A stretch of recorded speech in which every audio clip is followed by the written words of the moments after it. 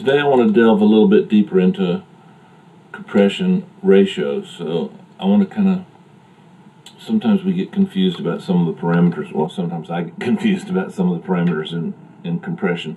But today I want to focus on just the ratio parameter. I'm going to use a song by my friend Cozy.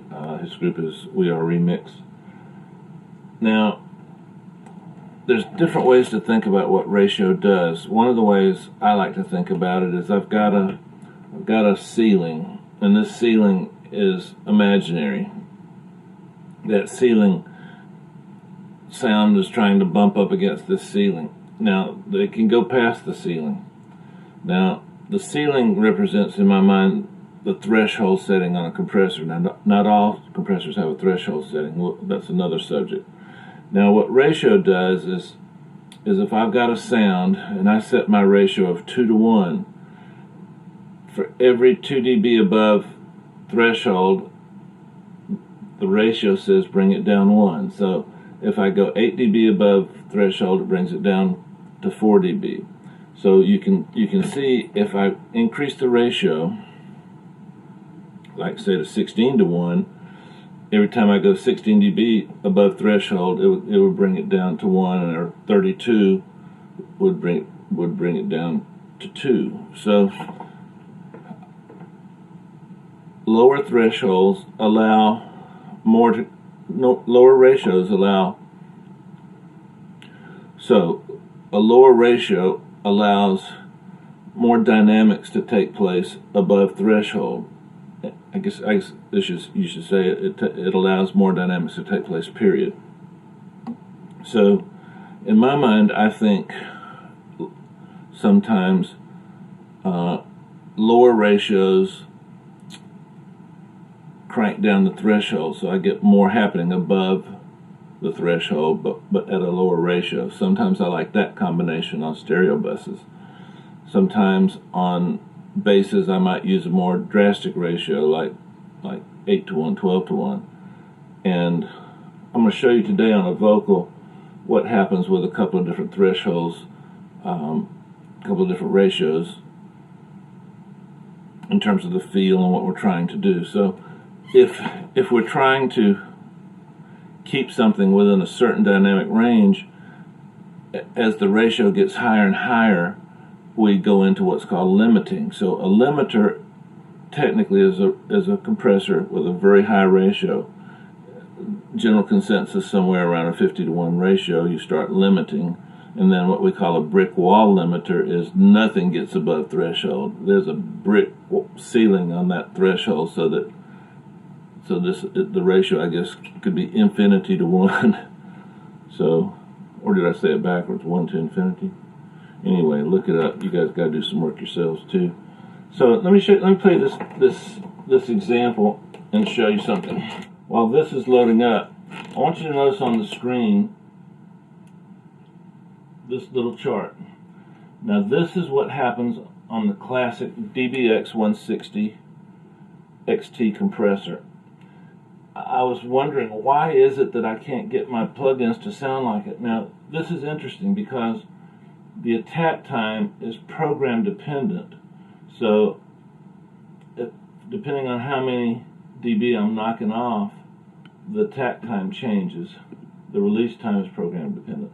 Copy this, because these will allow you to get some really cool drum compressor sounds, because the DBX 160X is thought of as, by me anyway, is thought of as a great drum compressor. Now here's a basic compressor. I'm using a little slower attack time. We've got a ratio of around 2 to 1. Release, I'd say a little bit on the longer side. And we're going to set the threshold to just knock off a couple of dB. Let's check it out. When you see me coming alive, when you see me coming alive, when you see me coming. Now what you heard was the word when has to have that attack on it, and if we smooth that word out, we lose a little bit of the energy. And then UC is kind of tucked in a little, and then coming alive is another important energy word. So I'm using a 2 to 1 ratio, so focus on the emotion and feeling we're feeling in that 2 to 1 ratio. When you see me coming alive, when you see me coming alive. Now let me take the compressor off and focus on the same concept. When you see me coming alive, when you see me coming alive, when you see me coming alive, when you see me coming alive. I think it must have gotten a tiny bit louder, but you guys are sophisticated. You can substitute in your head for that little extra volume. So what I'm hearing on the compressed version is the wind came down, coming came down, and it came to a closer level to the other words, and now we turn the wind and the coming back up to the original level where they were, and now we've brought with those words the level of the other words. So we tried to keep the dynamics and the importance of that energy in those two words, wind and coming, but we've gotten the other words up to start contributing a little bit to the energy too. Now as we increase the ratio, we get them all more even, but when they're even, there's nothing to impart that energy. That dynamic range contains the energy. So let's see if we can hear when we lose that. When you see me coming alive, when you see me. Okay, focus on this number right here, this ratio number.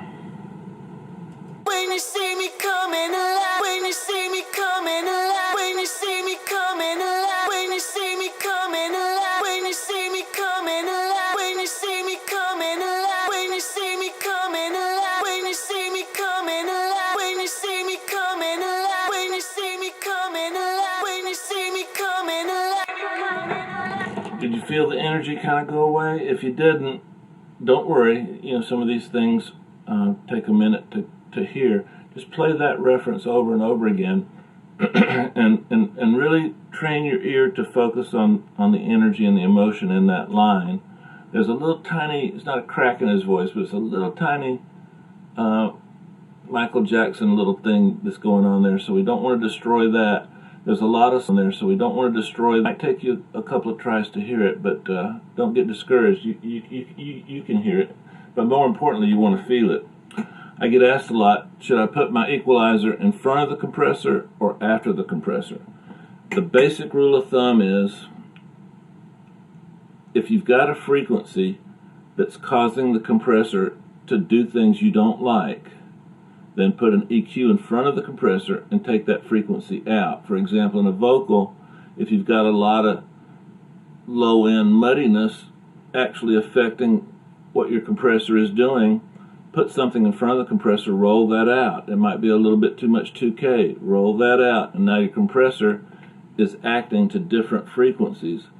You might ask, well, Dave, what's the difference between that and side chaining? Well, side chaining, we're concerned with the compression of certain frequencies. Here we don't want certain frequencies to affect the compression.